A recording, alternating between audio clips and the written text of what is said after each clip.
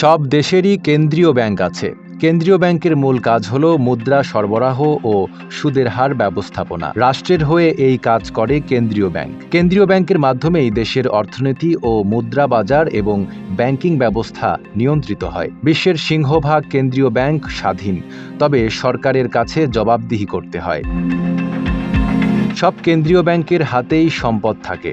এসব সম্পদের মধ্যে রয়েছে সোনার মজুদ, বৈদেশিক মুদ্রা ও সরকারি বন্ড। চলুন দেখে নেওয়া যাক বিশ্বের সবচেয়ে ধনী 5 কেন্দ্রীয় ব্যাংক কোনগুলো। ফেডারেল ব্যাংক, বিশ্বের সবচেয়ে বড় অর্থনীতির দেশ যুক্তরাষ্ট্র। তালিকার একেবারে ওপরে রয়েছে যুক্তরাষ্ট্রের কেন্দ্রীয় ব্যাংক, যা কিনা ফেড নামেও পরিচিত।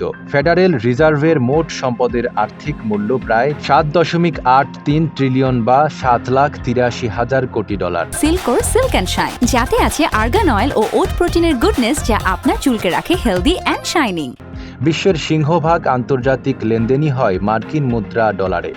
তাই ফেডারেল রিজার্ভের যে কোনো সিদ্ধান্ত অনেক দেশের মুদ্রার দামের উত্থান পতনে প্রভাব ফেলে। ফেড প্রতিষ্ঠিত হয় 1913 সালে। ব্যাংক অফ জাপান, এটি জাপানের কেন্দ্রীয় ব্যাংক। ফোর্বসের তালিকা অনুযায়ী জাপান বিশ্বের 4র্থ বৃহত্তম অর্থনীতির দেশ। এই ব্যাংকের হাতে থাকা সম্পদের আর্থিক মূল্য 5,21,000 কোটি ডলার। ব্যাংক অব জাপানের প্রতিষ্ঠা 1882 সালে। বাজারের মুদ্রা ছাড়া বৈদেশিক মুদ্রা মজুতের ব্যবস্থাপনা ও মুদ্রানীতি পরিচালনা করা এই ব্যাংকের মূল কাজ। পিপলস ব্যাংক অব চায়না, চীন এখন বিশ্বের 2য় বৃহত্তম অর্থনৈতিক শক্তির দেশ। দেশটির কেন্দ্রীয় bank People's Bank of China আছে তালিকার 3 নম্বরে।